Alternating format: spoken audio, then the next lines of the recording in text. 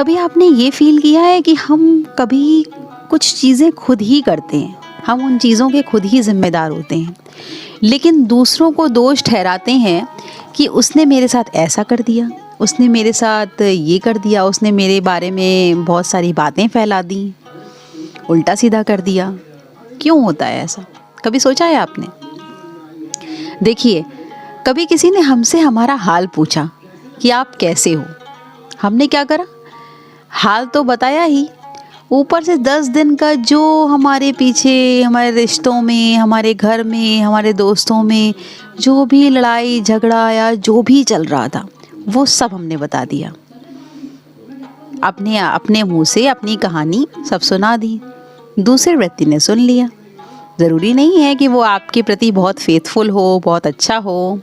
उसने किसी और से कहा, उसने वो बातें अपने ढंग से कही, फिर उसने किसी और से वह कहा।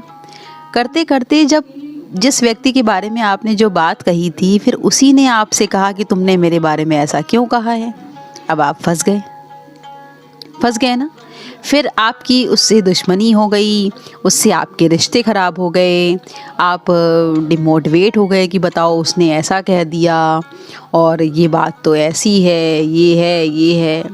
लेकिन एक बार भी आपने ये सोचा कि ये चीज़ तो हमने खुद ही कही है।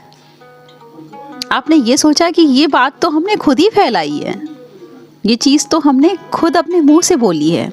इस चीज़ का जिम्मेदार कोई और कैसे हो सकता है? इस चीज़ के जिम्मेदार तो हम खुद हैं।